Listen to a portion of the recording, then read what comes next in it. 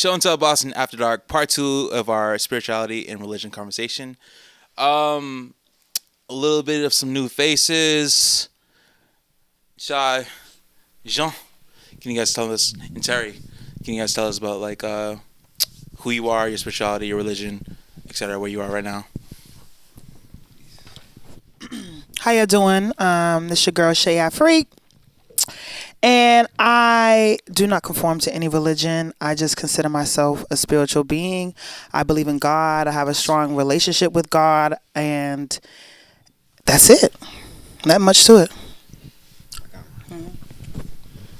My name is Gene. I don't actually practice any religion either, but I believe in truth and I do believe in God. I'm a spiritual person.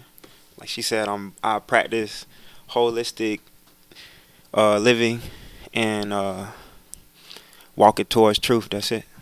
Mm-hmm.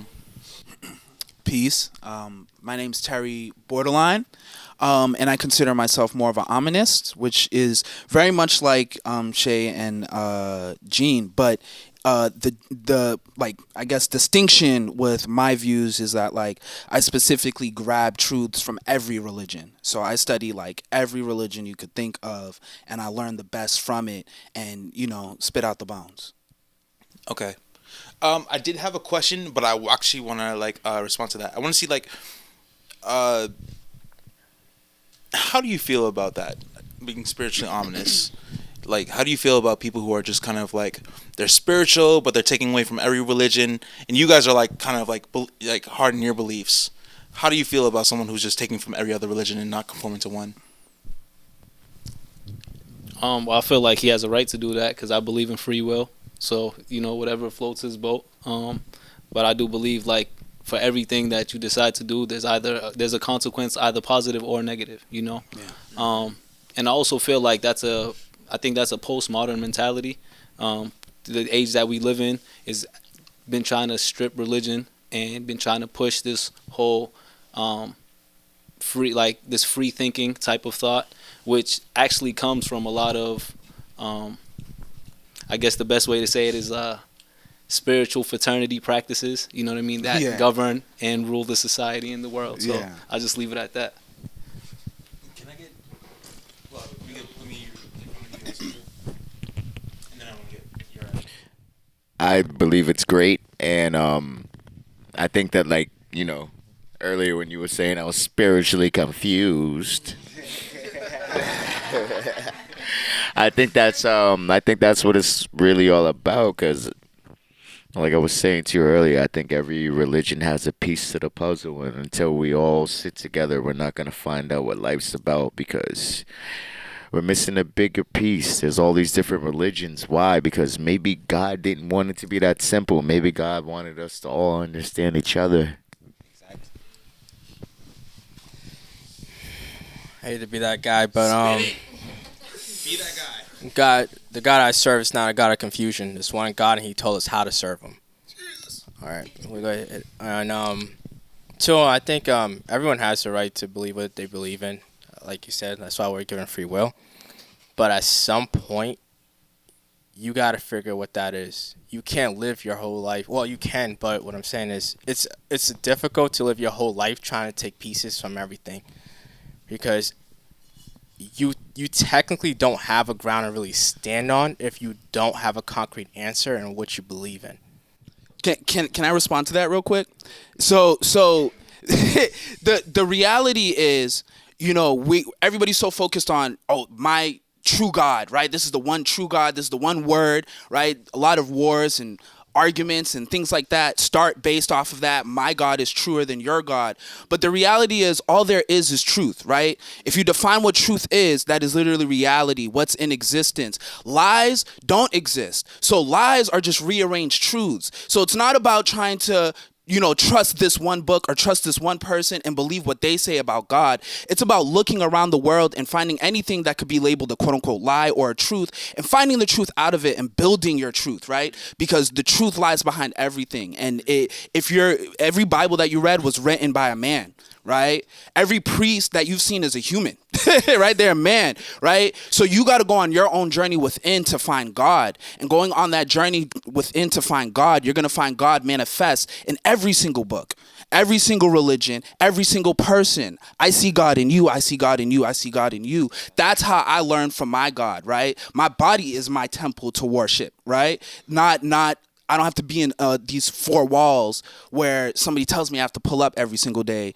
or every single Sunday in order to, worship what I know is within me, right? Because we are made in the image of God. And that's one of the truths I grabbed from the book that they call the Bible. But then, there's La ilaha illallah, which you get from the Quran, which is that there is nothing but Allah. There is no God but Allah, right? And that's not to say, if you're not Islamic, then you're not worshiping God. It's to say, no, every God is Allah. Every God is Allah, right? Right? And you may disagree. But that's my perspective. I wanted to chime in on that too, because I feel like for you to say that means that everybody must choose something. And I don't think there's that many options, that many good options to choose from. That's my personal view. I feel like a lot of people struggle with finding a religion because there's so many contradictions. There's so many questions that are not being answered. So to follow any practice without a true faith or without really trusting it, I'll be a fool. I'll be a sheep. And, I was speaking to my sister earlier, like, at one point in my life, I was waiting for that one religion that I 100% agree with to the T. I haven't found that. In everything, there's some questions and there's some contradictions. And it's hard to get answers when you have modern day man, everybody think they know everything. I mean, I can't go back thousands of years and ask someone that was really there. So I feel like for the most part, a lot of us are not guessing, but a lot of us are leading with faith and believing that this is it. And for those who haven't conformed yet, they've yet to find that one. Let's get Gene. You got your foot on that thing. Oh, my bad. It's actually the truly. Everyone looking for truth. So with me, I feel like conforming is for the sheep. You know what I mean? Christians are technically in that form of like being a sheep. You know what I mean? They follow the shepherd. Right, exactly. So that's what the mission is of the Christian church, is to have you conform or have you worship somebody, because why? They used to work under a kingship, bro. So it was more of a worship tense. It's like, oh yeah, I want to teach you how to worship, because this king is technically your God. So they wanted you to learn how to worship. What in king that way. did we worship? Say that again? What king did we worship? In that, I mean, like when Christianity was back in those days. Yeah, the real true Jesus, the one that you see in those everyday pictures of God, Jesus or whatever. That's like what? Caesar Borgia. Yeah. It's a whole picture of a real person that's like that they try to depict as Jesus. That's what the truth is. So they got a lot of different truths. Like you have your own perception of what God is, and that's good for you. You know what I mean? I also feel like being spiritual but not being religious allows you to, like he said, see the flaws in different things, but not be led astray. Like we know so many people who are religious to a T. Maybe what they're saying doesn't even make sense. Maybe it contradicts with who they really are. But they're like, this is what I was told to do, and this is just what I have to do, and even though I don't really believe in it.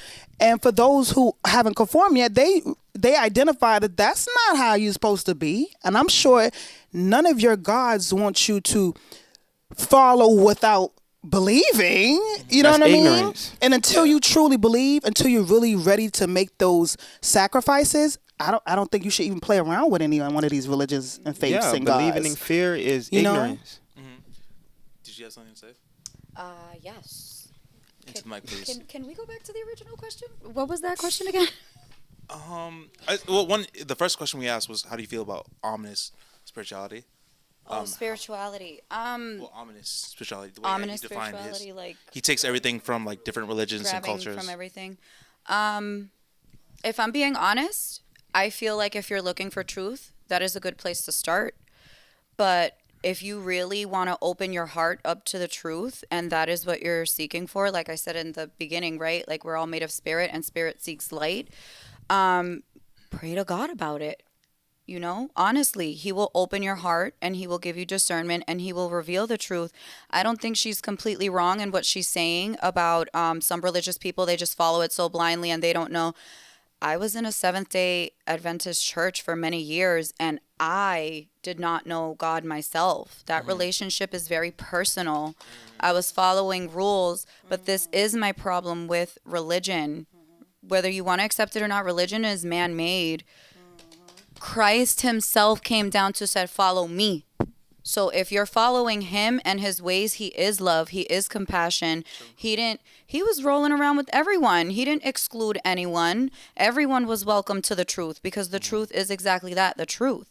And if we're being really real, confusion comes from the devil.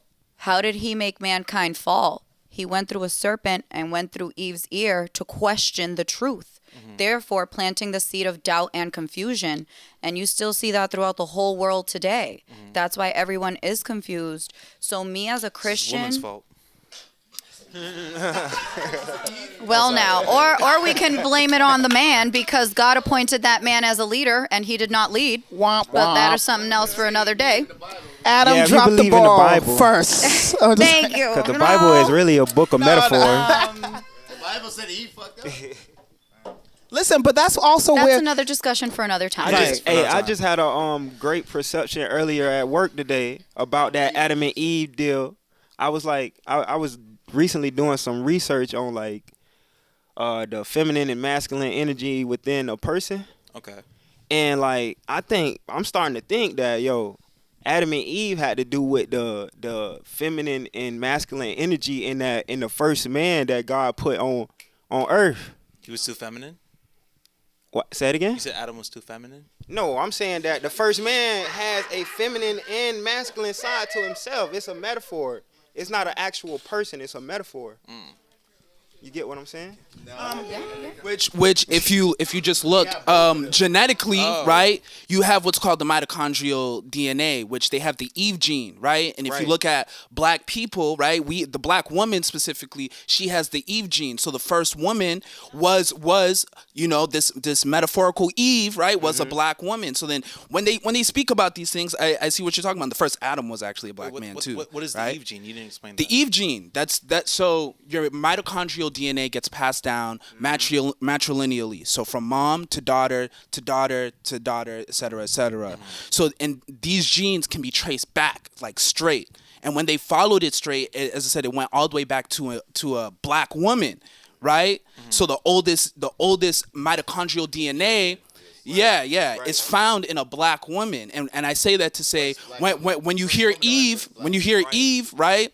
It's an allegory, is what Gene's saying, for this first woman, right? Now, where I kind of differ a little bit is that I don't believe the Bible is just all allegory. I believe it's both and, right? I believe there was a historical Adam, there was a historical Eve, there was a historical Jesus, but they all can be used as metaphors for things in our day-to-day life. They can all be used for metaphors in our history, our past, present, and future. They can even be metaphors in the stars if you break it down from that way too, right? All these things are applicable in kind of every single direction.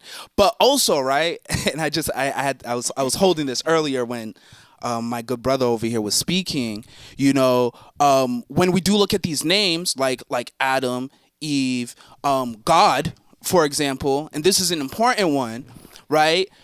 The context and how you recognize or perceive this being is super incumbent on how you're going to look at your religion and your spirituality. So is God the same as the Lord? Is the Lord the same as the good Lord? Is the good Lord the same as El? Is the El's the same as Elohim, right? Why is God given all these different names and they're all spelled with capital letters like their names, right? In the Bible, if it's just one thing that they're talking about or one entity, right?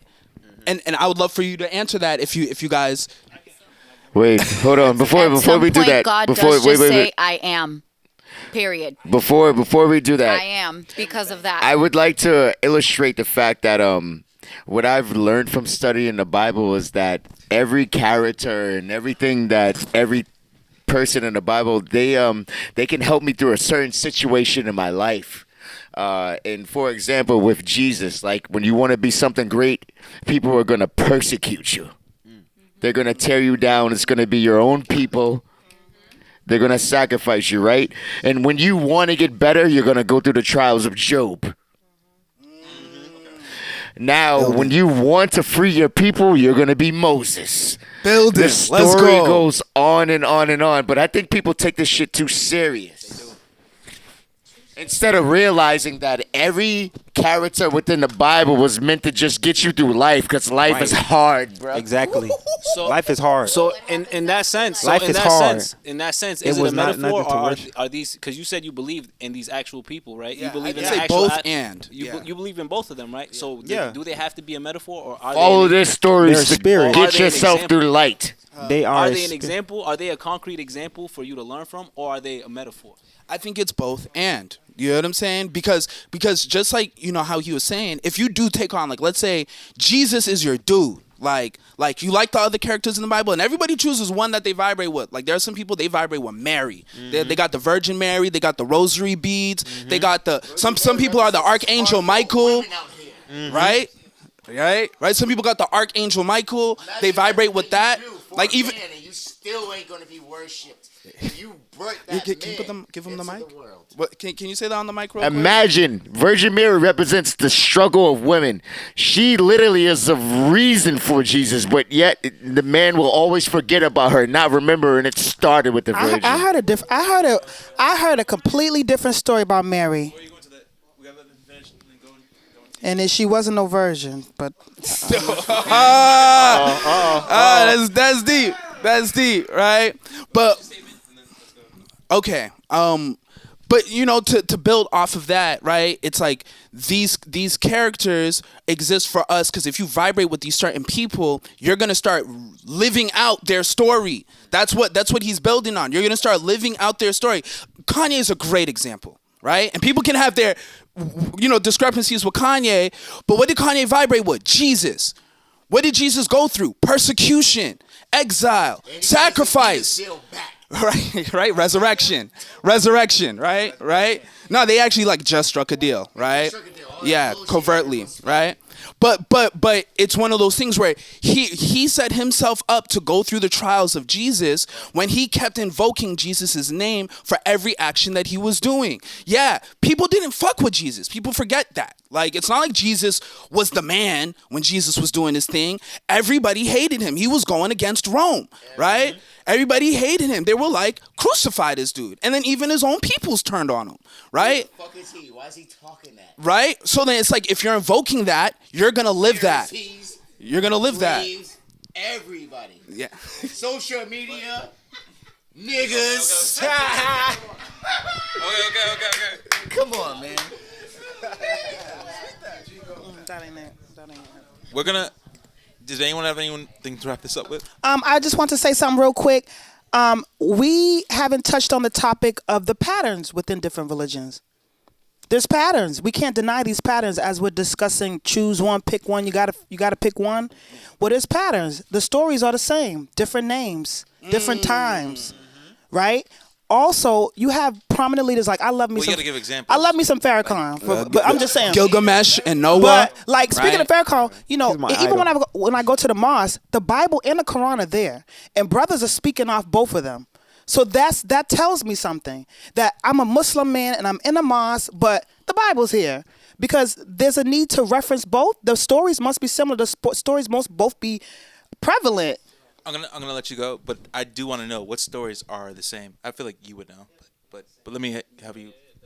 I would like to hear that too. Don't ask me. Well, no, I said I just there- gave an there- no, example I of said there are Gilgamesh similarities. and Noah, There the are flood, similarities, right? like They how- both have great No, flood wait. stories. I don't have stories. I have names. I have images, right? So when you have Christianity and you have Jesus with the lamb, and then you go to images of Egypt, and then they have hieroglyphics with this brown skinned man with the lamb. And then you tell me that Jesus is Heru. And then you tell me that Joseph is Asar. And you know what I mean? And you're telling me the same stories. And I'm like, yeah. And you know, you have your Instagram posts that lay it all out perfectly for you. It's not coming directly to mine. But I had one that had Christianity, Islam, and something else, and it was very similar. The different names Krishna. and different, but it was like born a virgin, born a you know what I mean? Had a baby with a. It was the same stuff. It was the same stuff. It's really just So the standard I have of a society. quick question, right? Because you said earlier we take this too serious, right? What if it really is that serious? Let's remove all the noise for a second, right? And I have the mic, sir. Thank you very much.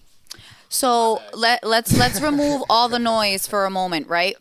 Let's say the whole purpose of us even being here and hearing these truths is to be saved after this life.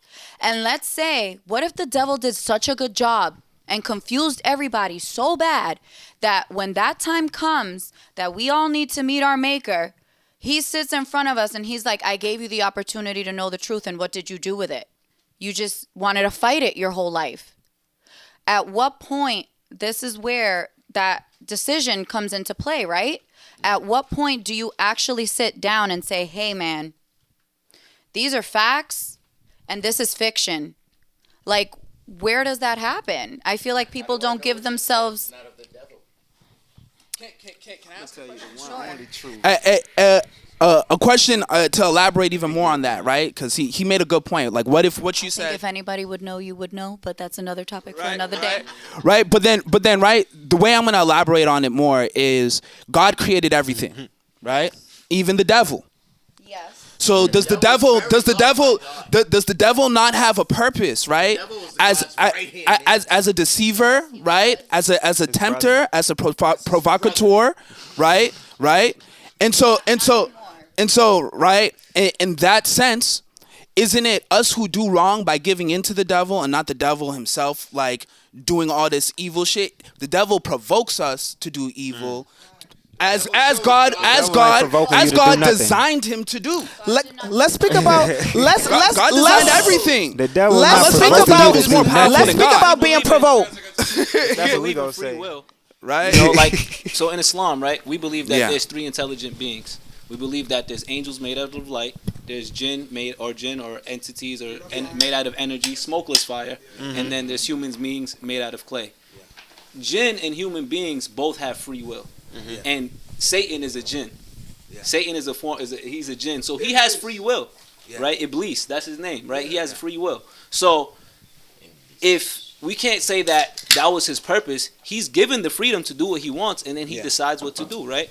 But I think you say that you believe in God, right? You say that you believe in God, yes, right? undoubtedly. And you believe in one. The way I look at it, I know God. You know God. Okay. I don't even use the word believe. God? I know God. We could step Yes. out of religion for 1 second. Yeah. We could just say from a philosophical point of view, you know, there's cause and effect, and you can keep going back until you have to say that there's one initial cause that made everything else come into effect, right? And we can say that's the source. We can say that's God, right? Yes. So that entity is one. His way has to be one. Yes. His way has to be one. Yes. And his way has to be one, and it has to translate like that over time. See, what we understand in Islam is that, you know, to every nation was sent a messenger and a warner, right? And the reason why there's different prophets sent at different times is because, you know, you give them the message, people are listening, people are following, and then the devil creeps in and they start to go astray, and then he said, you know what, let me give you the readjustment, right? Yeah. And when he brings the readjustment, the laws are not the same, but they follow the same, they're not the exact same, but they follow the same consciousness, right? So I was discussing earlier, you know, Moses says, you know, an eye for an eye and a tooth for a tooth for the children of Israel. Yeah. Jesus later comes and says, it has been said to you by them of old times, an eye for an eye, a tooth for a tooth. But I say unto you, if you get struck on the cheek, give them the other cheek, right? So the concept is that... I'm going to go with Moses on this one. Okay, you can go with Moses. I mean, in eye Islam, for an eye. Yeah, right. Right, but so the concept is that, you know, you have to be aware of context. Yeah. You know, what might have worked in the time of Moses might not apply in the time of Jesus. Yeah. This is why this is why Jesus comes to set things straight. Now, right? now, can I build on that real quick? Because I love what you're saying, right? And this is why I really mess with my Muslim brothers heavy, right? Especially like Nation of Islam and whatnot. I know. Which Muslim are you actually? Sunni, Shiite. By definition, I guess I'm Sunni, but I'm just a Muslim. Okay, all The right. Nation of Islam, they're a little bit deviant. Are you aware of Sufism? How you feel about Sufism? Actually, so You said deviant? very Why? I feel like they more real about it. So yeah, I'm very aware of Sufism. I'm very aware of Sufism. Like mysticism is something that's prevalent in all traditions, right? And I think the thing about Sufism or mysticism, that is kind of like the spiritual aspect of religion. I always say that if you want to be a proper Muslim, you have to have the understanding of a Sunni, you have to have the spiritualism of a Sufi, and you have to have the power or the strength of a Shia. Right? That's dope. You know what I mean? If you want to be a I real like that. Muslim, you know I what like mean? that. You have to have the energy of a Shia, but you have to have the understanding of a Sunni, and you have to have the spiritualism of a Sufi. You have to meet somewhere in the middle, right? But a lot of people don't know that Sufism predates Islam. Yeah. Sufism predates Islam, right? Because again, it's a mystical tradition. Just like in Judaism, you have those who study the Kabbalah, and the Tree of Life and things like that, right? Yeah. So there's the spiritual aspect, right? But the thing about Islam is that it ties everything in together. It doesn't just tie in the spiritual aspect, it ties in the physical aspect, it ties in the mental aspect. You know, everybody says we're mind, body, and soul. No, we're soul, mind, and body. We're a soul first. Then we're a mind, then we're a body. Right? Yeah. So it's a soul, mind, and body connection. Yeah. The thing about Islam is that, because I'm going to piece up out of here, but the thing about Islam is that the definition of Islam is what? Peace acquired by submitting yourself to the will of God. That's the definition of Islam, right? 100%. Peace acquired by submitting yourself to the will of God. I don't think anybody has a dispute if I was to say by that definition, every prophet was a Muslim. Yeah. I'm using the Arabic term, but even if there was another term for that, we would just say that, you know what? Whether it's Adam, whether it's Solomon, whether it's Moses, whether it's Jesus, whether it's Muhammad, they all acquired peace by submitting themselves to the will of the source, the creator. Yeah, and I was about to say, theoretically, even people who don't actively practice Islam can still be considered under Islam as long as they serve God, correct? Say that again. So, like, let's say I serve God in a way of seeking peace, but I've never even heard of Sufism, Sunni, Shia. I live in the middle of the Pacific Ocean somewhere, right? Does that person not find God still by serving and seeking peace through God? I mean, well, how will you do it through God if God has a way? And you're doing One second. Yeah, so wait, one second. So this is how it goes. A human will pray to God. God will take the request, and God will talk to the devil and say, test him. Then if they don't pass a test, they'll blame the devil. So they're working together? That's a plot twist for you. Yeah, and Plot twist. We're gonna roll this off to the next one. Okay. I was about to say, honestly, even though it sounds crazy, it's not as crazy as you think, because if God created everything, everything is moving in its divine order. Though I do understand free will exists, right? I look at free will like a notebook. You can draw whatever you want in the notebook, but your limits are the pages. God created the limits of everything that we perceive in this existence, even the evil. As much as we don't want to accept that, doesn't mean God wants to see us suffer, but it's part of the process of God knowing what it's like to not be God. God has to experience what's not of God to truly be God, right? Otherwise, God isn't truly everything, right? And when people give so much power to the devil does this, the devil does that. That's of the devil. This is of the devil. Is the devil more powerful than God? You sound like you're worshiping the devil when you give the devil that much goddamn power. Because God has the most power. You shouldn't be afraid of nothing under God's green earth. That's my perspective. But Some say Yeah. some That's say Mars, Satan too. has just as much power as God, and we know that he has lots of leaders on this earth, and guess what? Some of them are your favorite artists. Some of them are Yeah. your favorite actors. You understand what I'm saying? So understand that it's real. It's real enough that they want to put it on TV to have you accidentally worship him. They want it on your shirt. Every time you buy it, every time you say its name, you're accidentally saying God is Baal. Right, Balenciaga. You're saying that God is Satan every time you utter those words. You know what I'm saying? What I'm saying? So we're gonna go to the next one on Okay, that. we're gonna change gears a little bit. The question is how does sex play a part in your religion or spirituality? Wait, but can I ask a question first? All right, go ahead. Ask your question. My name's Taylor, and I was just wondering, what does it mean to submit your will to God? Like, what does that look like? Because that was said, and I can't even picture that. Like, what does that mean? I just want to note something. Have you all noticed that we talk about Jesus, Solomon? We have named everybody from the Bible. We've pointed everything back to the Bible. So what I want to explain, no, because you have named specific people from the Bible. You quoted Bible way more than anybody else here, for sure. So what I'm trying to say is that, are we not noticing that we're all bringing this back to the truth, and the truth, it will set you free, which is Jesus Christ himself, who was the Son of God, and it says it verbatim in the Bible. Mr. Muslim guy, where are you? Anyways, with that being said, you asked a question. What was the question about submitting your will to God?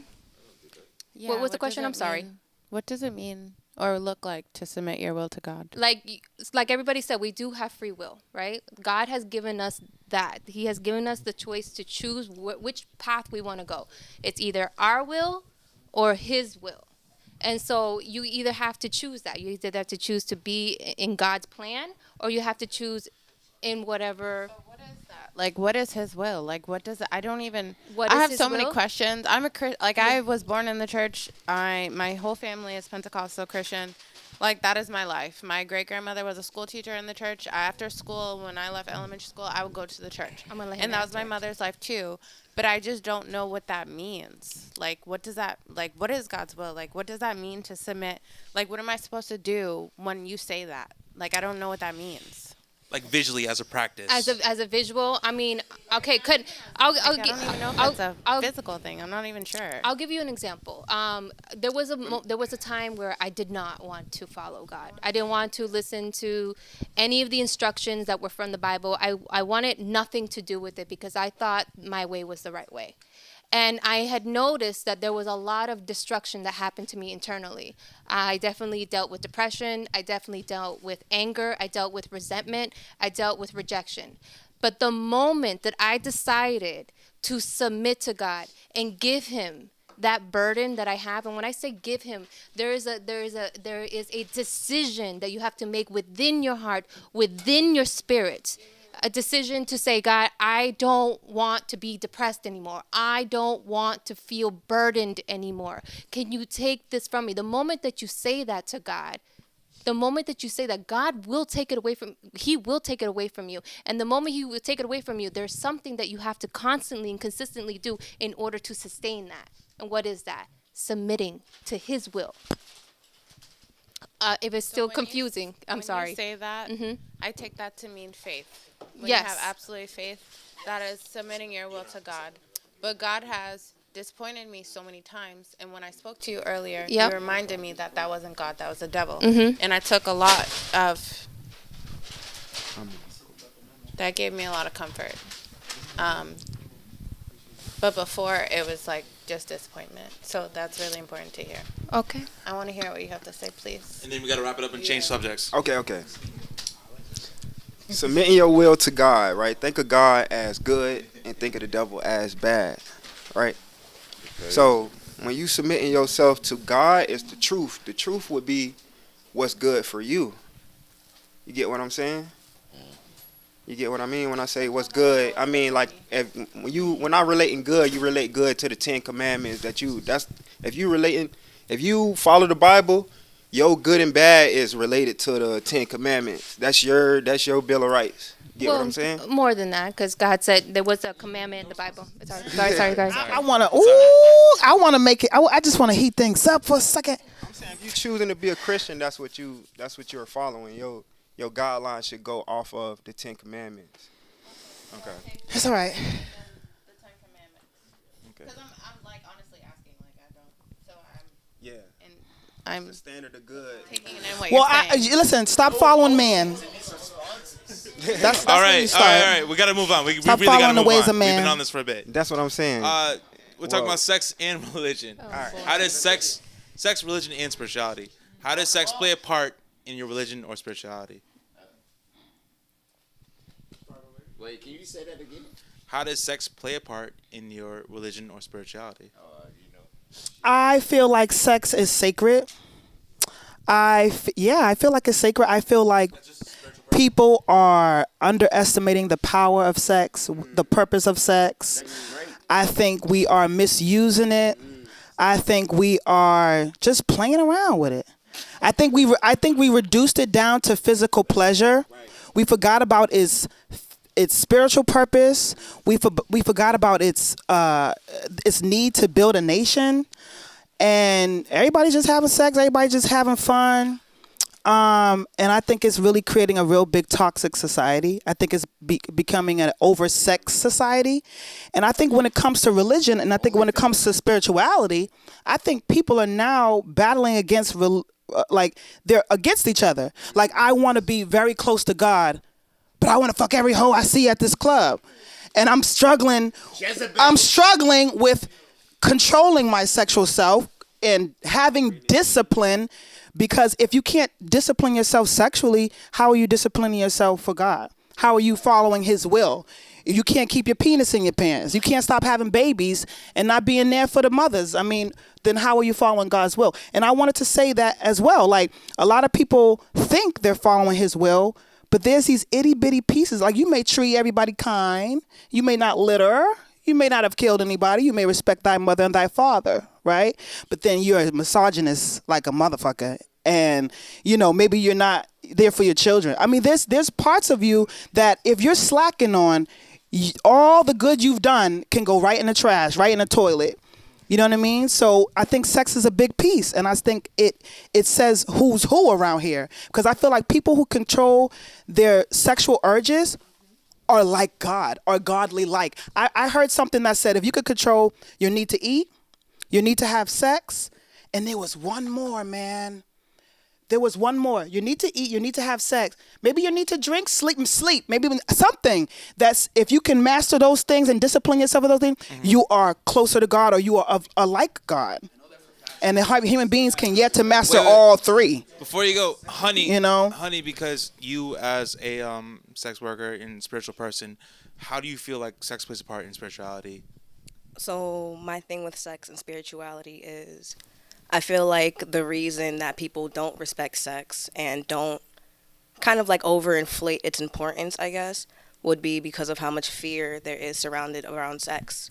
Growing up in the church, I feel like sex is turned into this very demonized thing where if you have it before marriage, you are a sinner, and all sinners are like constantly having to repent and pray to God and ask for forgiveness. But then you're around all these people, and these godly people who have children from outside of marriage, who had kids in high school, but they were the pastors, they were the preachers, they were the ones in all these high positions, so it just felt very hypocritical. I think the issue with sex now is that so many people have been repressed, and kind of, I guess, the way it's been inflated is like its overimportance of it, where, oh, it's so pleasurable, it's so demonic, it's so this, it's so that. It's not that great, to be honest. Like, it's cool, it's fun, it's enjoyable in a way, but like, I feel like people's understanding of sex is just so like, it's either minuscule. Yeah, like there's no passion behind it. Exactly. There's no love involved. It's very much like everybody's just trying to get their dicks wet, or get fucked. Operating in a feminine. So where I think my issue with religion lies in this is the fear around it. If we just treated sex as just a thing, just a scientific thing that happens, a biological need, an urge, it wouldn't be such a big, like, people getting accidentally pregnant or Christian kids ending up pregnant because they didn't know that when they stuck their dick in a vagina, it would shoot out sperm and a baby would be made. You know, it's just a lot of people overly curious now. So, like, they're just doing any and everything because they didn't know what's right, what's wrong. They're just like, oh shit, I'm here now. I can do this. So, like, why not play around with it? But, like, as a sex worker, I think people need to have more love involved in those types of relationships. As a former dom, Dominatrix? yes. I think the thing is... Stepping on balls. Lord have mercy. No, you're good, you're good. There's just so much, like, shame involved in people's, like, urges, or, like, there's just so much shame involved, basically. And, like, if people were more open to experiencing things with people that they feel like they can trust with those urges, there wouldn't be such a market for sex work, for people to go out of their way to find certain things, because we shame people for everything, for all of their curiosities, whatever question they have.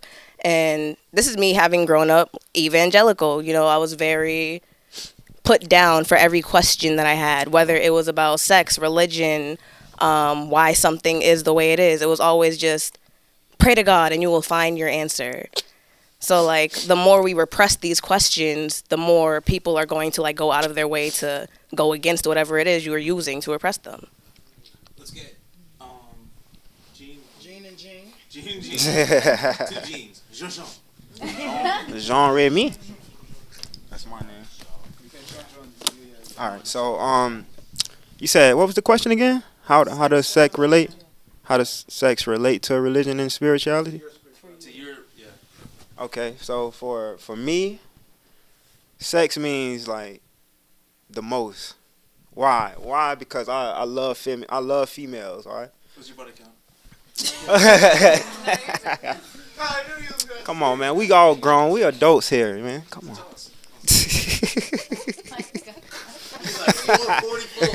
Nah, I ain't gonna put all my business on TV like that. But how I feel about sex is that when you having sex with somebody, it should be somebody that you care about, somebody that you trying to manifest with. You know what I mean? So the reason why society is damn today is because we're so lustful. Like you said, like she was saying. Like, we are so focused on sex. Our whole society is to, like, have a secret. That's what Christianity is about, having a secret. They try to teach you to have a secret. That's the biggest thing. That's what the devil teaches. Hey, and that's what Christianity is about. Gene and then Barbara. Can I go after Barbara? Yes. Gene, Barbara, Sassy. You're right about a lot of things. I agree with you about a lot of things. But sex is a sacred thing, and it's a spiritual thing. That's why marriage is so important. When you guys have marriage, you have sex, you become one. And I truly believe every time you have sex with somebody, you're losing a piece of yourself. And statistics already prove the more partners you have, the less successful of a marriage. And now we live in a very lustful nation, and marriages has skyrocketed off the roof. And for women, it's even more. The more partners women have, I think after like 5 partners, you are 80% likely or more to end up in a divorce.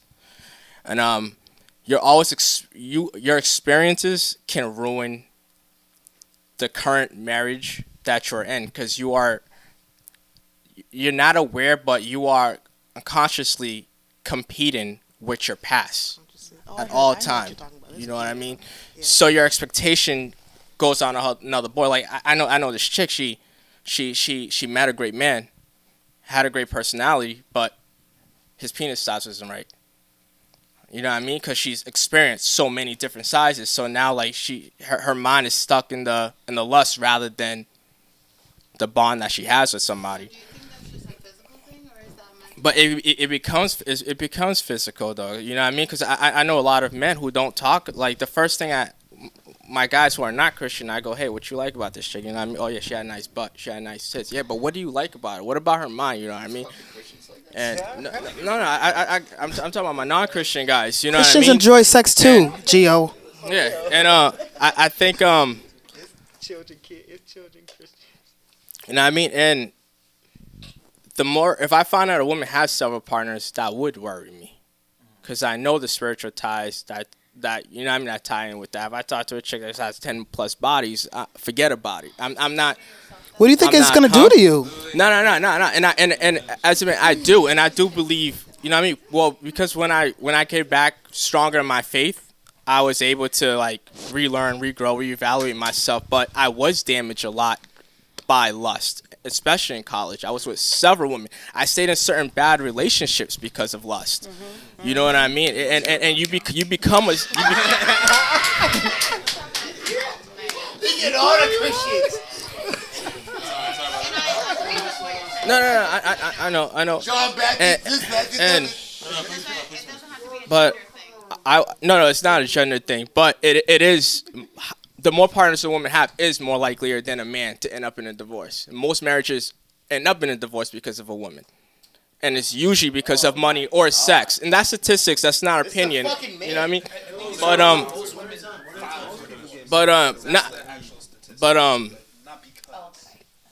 Yeah. But I was in college. I was on the football team. You know, I'm wrestling team. I seen how lust also eats a man alive. You know what I mean? And for you'd be surprised how much men are willing to lose a friendship just for a 5-minute time. You know what I mean? So like, so no, that's what I said. That's what I said. Men and women both have horrible choices. Sorry, men and women both have horrible choices, brother. Hey, you know what? Barbara, y'all don't want the truth? Go ahead. But did you finish? It's alright. No, did you finish though? I mean, it started for like 10 minutes. Yeah, it's alright. It's okay. It's okay. Listen. Crowd control. So when I was walking without God, and we're not, again, I'm not going to sit here and talk about my body count, but I definitely, I definitely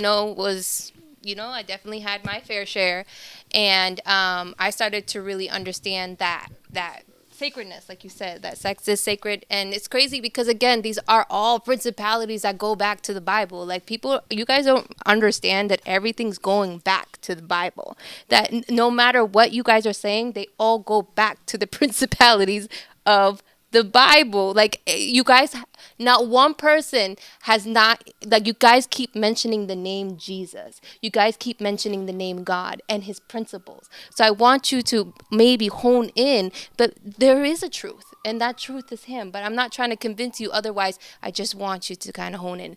But anyways, I slept with my fair share and realized, like, I would get, again, depressed. I would receive certain things from certain people that they already had. So same thing. So when you do have sex with people out of marriage, because I also agree with Jean that God created man and woman to have sex within marriage, not with someone that you're deeply connected to, not with someone that you think they're your soulmate, not with someone that you think that you guys just have chemistry. No, it's within the box of marriage. Like, if we're gonna put anything in a box, it's that. Within the walls of marriage. And the reason why is because when you're sleeping with different people, there's a remnant of their spirit that stays within you. Okay? So when you sleep with that other person, you're starting to exchange all these spirits between you. And then you start to really question yourself, why you feel so heavy? Why you feel so depressed? Why you feel all of this is because there's this transference that's happening. So what has to happen, because the thing is, I have been celibate for 5 years. 5 years. Ooh, can okay? we clap for her? And I thought, and I said, when God told me, Barbara, I want you to be pure. I said, how? How am I going to find somebody who's going to be on the same page as me? How am I going to have somebody? Do you see this world? You have to give yourself up to a certain extent. Maybe after 3 months, don't give it up for 3 months, and maybe, you know what I mean. But still, like, you have to, like, I was so secure about following his will, because this is part of his will, and again, I am single, waiting for the husband that the Lord has for me. And I'm gonna stay Hit her up. I'm gonna stay and I'm gonna stay fervent in that. And let me tell you something. I live a peaceful life. I bet you do, girl. I live a life Drama free. Let me tell you, and the reason why I haven't had sex for 5 years, you know how you say how you get deeper with God? Was it not eat? What else? Fasting. The eating, lack of not having sex, and I feel Okay. like, was it sleep? Okay, it might be sleep. So let me tell you something. And I'm gonna share something super profound with you guys. Okay. The Lord has deepened me in the walk that I have with Him. He has deepened me so much that I fasted 3 days for all of you. All of you. Thank you. And you know what that means? I ate nothing. I'm hungry. Wow. Me too. Okay, I fasted for you, Gio. I fasted for you. I fasted for you, Tata. I fasted for you. I fasted. And you don't really talk about your fasting. It says in the Bible you don't talk about it, but I want you guys to understand that when you come to a place of purity with the Lord, with God, there are things that He's going to take. He will take you places. He will deepen you. And not only did He make me fast, but I asked the Holy Spirit to wake me up every hour on the hour last night to pray for you guys.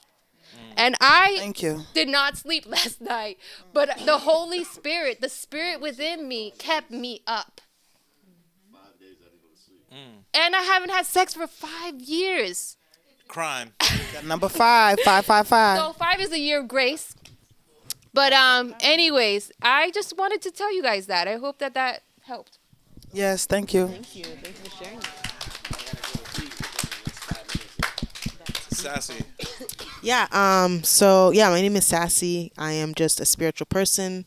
I am a goddess. You know, I was innately born, like each one of us in this room, to do something great, to fulfill a purpose, to share truth, to be able to break away from the matrix and the programming and the negativity. Not to say that there always has to be balance, right? There's always balance. There's good and bad and everything, to really wake us up and make us recognize what it is that we're here to do. And so, you know, there's a few questions I have, but I don't need answers to them. I'm just asking the questions like, why and or how is God a man, right? Okay, all right. So it's just question. I don't need the answer for him. I'm just, you know, kind of asking these questions and whatnot.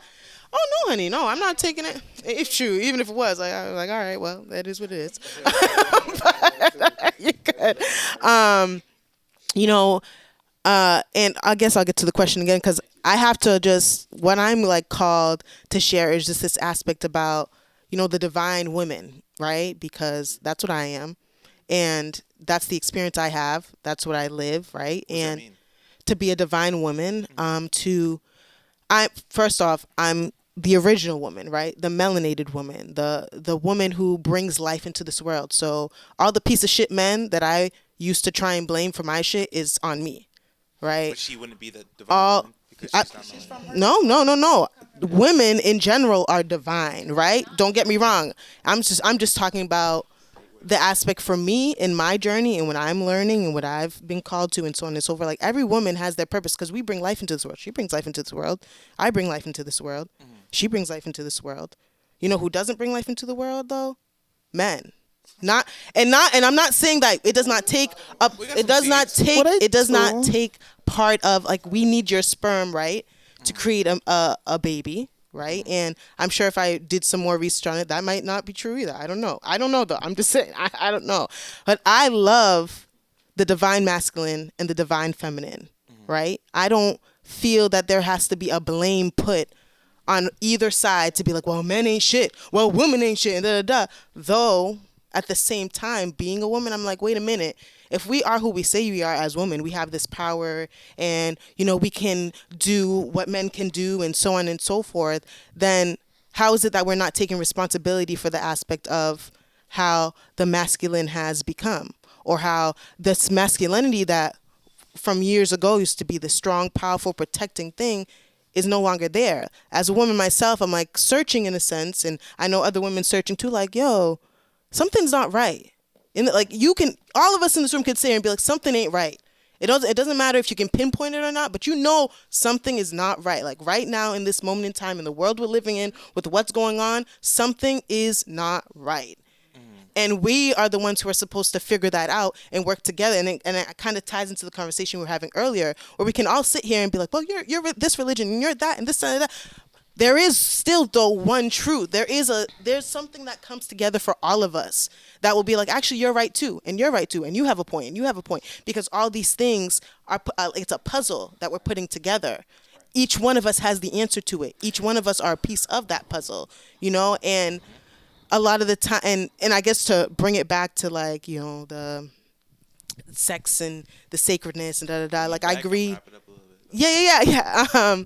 I'm going to bring it back to just saying that when it comes to sex and being a spiritual or a soul being or a person who believes in God or the higher power, whatever the case may be, you'd have to understand at the same time that whoever you open your legs for or whatever, you put your penis into, whatever the case may be, you have to know that is like a cause and effect. There's going to be something that comes of that. It's not just like well, I just stuck my dick in and I'm good. I got my thing off and I'm good. Bye. It just doesn't work like that. It wouldn't make sense. Yeah.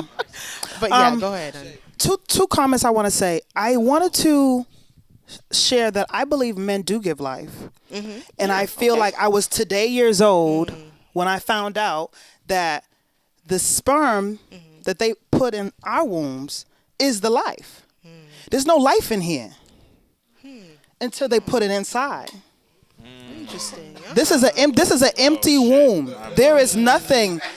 There's nothing in here. Eggs. Yeah. But empty eggs, ovulating once a month, waiting, right, for you to put something in there. I like that. Every month, it's an empty egg. Just like the eggs, like a chicken might eat. It's infertile, right? That's it until you put something in it. I also learned like that semen that they carry, those millions of billions of sperms floating around, that was us. So we were in our daddy's sack. We're the ones that made it through. We're the special divine. We made it through millions, right? From dad. Yeah. So I feel like by learning that, it gave me more value. I remember another topic, I know my brother X, the guy, was saying men don't have value. And I was like, watching that, I was like, yes, they do. I heard these are the life givers. They give it to us. And then like women do, we make a house into a home. You give us the sperm, I got a baby for you. Give me 9 months, I got you. You know what I mean? The second piece I wanted to ask and discuss, when we're talking about sex, so we're talking about religion, we're talking about not having babies outside of wedlock. What about the babies who were born outside of wedlock? Were they mistakes? Should they not be here, right? Because me personally, I have a son, right? I thank God for my son. He was born out of wedlock. A little bit embarrassing. That's not what I want. That's not what anybody truly aspires for. But it happened. And when it happened, I had to make a decision. Life or no life. And I chose life. And I have to live with the decision that now I have a child and I don't have the husband. I have to live the decision that this is not necessarily what God wanted me. But at the same time, I made the decision because I swore, and that's what God wanted me to make. Well, hold on. The baby's here, and so shall it be. There was no destroying that child. And when I don't want to have an abortion topic and go off topic, but for me personally, once it already began, there was no destroying his plan. My point was, I guess you're doing it because it happened. Yes. He wanted it to happen. Now I have the irony of it. Before I got pregnant, I was at the Farrakhan 10-10-14 Million Man March, the second one. Very profound, right? Farrakhan said, every woman who's expecting, put your hands on your wombs, right? And he was telling them, please don't abort your baby. It was so deep. He was like, if you have a baby in there, please, because you just don't know who that child may be, what that child's purpose is. They could be the cure for cancer, the cure for AIDS. They could be the one to provide a revolution we've been waiting for. Another Malcolm X, another whoever. You know what I mean? And that it conflicts me, because when we talk about serving God, okay, we can say at that time I didn't, right? But now it's too late. What are you gonna do, Siobhan? I'm gonna serve him now in my mind by having this child and trying to be the best mother, the best human being. And I raised my child. We talk about God all the time. He's so slick. He'll be like, the devil made me do that. I'm like, nah, don't do that. But it tells me his conscience. But I feel, sometimes I'm conflicted. Like, should I done it? I'm like, there's no should have. He's here, and I can't help but to feel like this is what was supposed to have been. So it can get conflicting for a lot of people. Absolutely. And I think that because I have an 11-year-old out of wedlock, and I do believe that she's here for a purpose and a plan. I do, because the thing is that although we were out of God's will by having sex before marriage and we had that baby, but because we made a decision to keep that baby, that is part of God's will. Because you said that men create life, but actually God put life in that man. Because the thing is, they ejaculate a whole bunch of sperm. But God said that particular sperm or those particular twins or whatever they're going to be, I chose that spirit to go in that sperm to be created in your womb, right? And so we chose that. So we did make that decision within God's will, because God said he formed us before we were even created in our mother's womb. Okay? So whatever human life comes to life, that's God's will. The way that we create it, it's out of his will. And then guess what happens? We do suffer the repercussions. I'm a single mom. I'm not saying that it's mostly terrible. I've learned how to overcome, but it's hard. It's hard to be a single mom. It's hard to parent alone. And I'm not saying that I'm not going to say that I'm going to suffer the consequences all my life, but I made a decision that led to this consequence, right? And that doesn't mean that you can't turn to God and say, God, you know what? Help me through this, because he will, because that's how good he is. That's just how good he is, that he will help you through that. But not only that, is that he's still asking you to obey. And when you start to fall in alignment with his obedience, he's going to be like, I'm going to take this weight off you, Barbara, and I'm going to give you that husband that I chose for you from the first place. You want to say something? Slip in. So, because she made a really good point earlier. At this point, everybody knows, I'm Christian too. I also did have a child out of wedlock, and there are consequences for defying an almighty being, especially when you knew better. In my case, right?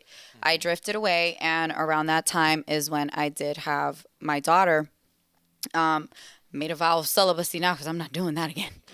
But that is the repercussion for that action. And you're right.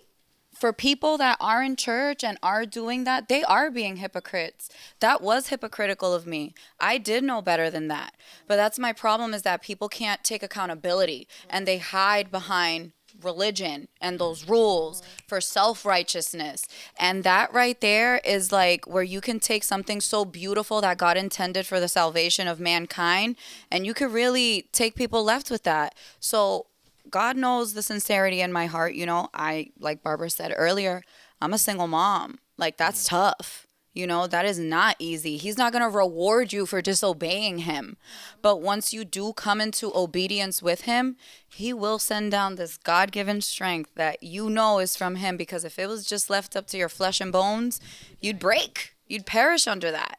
And thank God I have a really happy, healthy, very emotionally happy child. And that pregnancy itself was not easy. Like, not to put, her father out there, but there's 4 different women that he got pregnant. Sucks. Because he brought my daughter forth, and I had a history with that man. But like we were talking about sex earlier and all of that, the importance of that. He has 4 different baby mamas, and I am one of them. Like, you're not going to tell me he feels whole right now. You know what I mean? He's definitely, and I pray for him too. I sincerely do. But God even gave an apostle a thorn in his life to humble him. And I strongly believe that Although we make our own plans, God has his ultimate plan. And I don't really know, but maybe this is my thorn to keep me humble, because old Asmir, ooh, I'll lock you away in a heartbeat and act like you never happened, and that's that. But he had to let me remember that I did do this, that this did happen, and it happened for a reason. And you're not going to tell me that your kid wasn't born for a reason, your kid wasn't born for a reason, my daughter wasn't born for a reason, us in general, you know? And somebody said something about like bringing pieces together, and we are all meant to come together. Because if you would read the Bible, we all form a body of Christ. God is the head. He's calling us to come together as his body. So somebody might be the kneecap. Somebody might be the elbow or the shoulder or the chest. You can't tell somebody that they're doing this wrong, because what if that's not your assignment? Yeah. What if that's not your body part? What if you're meant to be an elbow and you're sitting here worried about a toe? What if you're a penis? You know? Sure. That ask too. a question? First, we got to get Honey to talk. I know you wanted to talk, and then we got to wrap it up. So wrap us up. So where I'm speaking from is mostly based on like the submissive aspect of religion.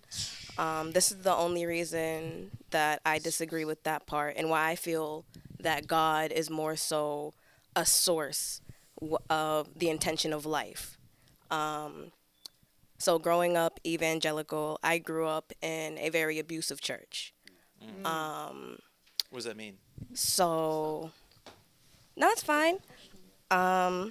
So there were a lot of people who claimed to be of God, God-fearing men, God-fearing women, and I had a lot of experiences that were not so God-like. And I prayed, I submitted, I begged on my knees to change the experience. I was a child, so there's no really intent that I can have other than living a happy life, being at peace. And I was constantly being imposed upon by other people, having their wills imposed upon me. So I have a hard time believing that there is this will of a man to be followed when there are all these people in powerful positions who claim to be submitting to this man, this same man that I prayed to. And no one rescued me from my pain. No one took it away from me. No one put me in a better situation. When I was 19, I moved out of my home, and I went on to pursue things in a different manner. I would not be alive today if I was consistently going back to Christianity, because when I was a Christian and I said, I submit to you, I want to hear your word, I want to take your guidance, there was nobody there. It was when I realized that it was my own thoughts being echoed back to me, that it was just me, and there was this God source too? Of life, yes, but there was no person imposing any one will or act upon people. It's just a bunch of messages of light, and you can do with it what you will, but at the end of the day, there was nobody watching and making sure and checking all the boxes and lifting the burden once you finally submit. It was simply in you finding your own mental peace, your own mental strength, because no one lifted me up. I had to go and seek out other people that I was told to hate a lot of my life, that gave me a lot of strength, gave me a lot of guidance, gave me a lot of help and a lot of hope. I'm not saying that there is no God. I just don't believe that God is a person for me to submit on my knees to.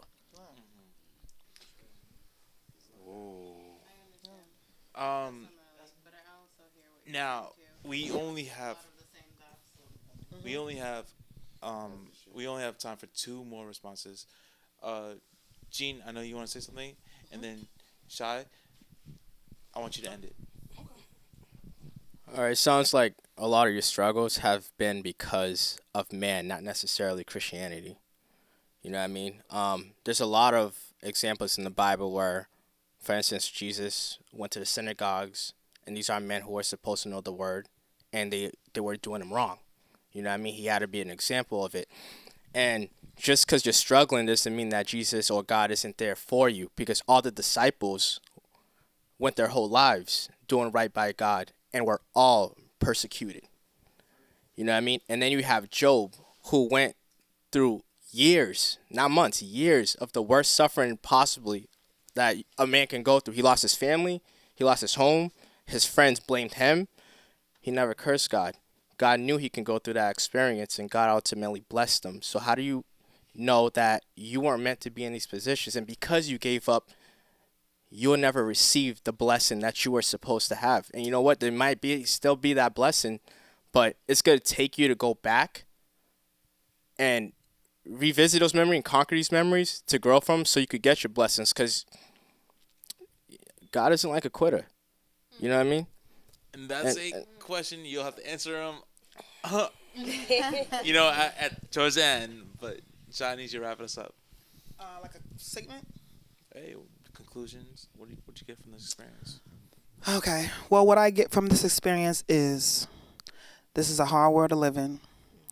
We know Earth is ghetto, and we all want to leave, right? And for many of us, we use religion and we use spirituality as our roadmap through navigating through this earth. Whatever it may be, whatever you may choose, make sure that it serves you. If it doesn't feel good, it's time for a change. I don't think that there's one shoe that fits all. I honestly think you find what works for you, find the faith that works for you, and follow it to a T. Yeah. Show and Tell After Dark, that is a wrap. Let's go.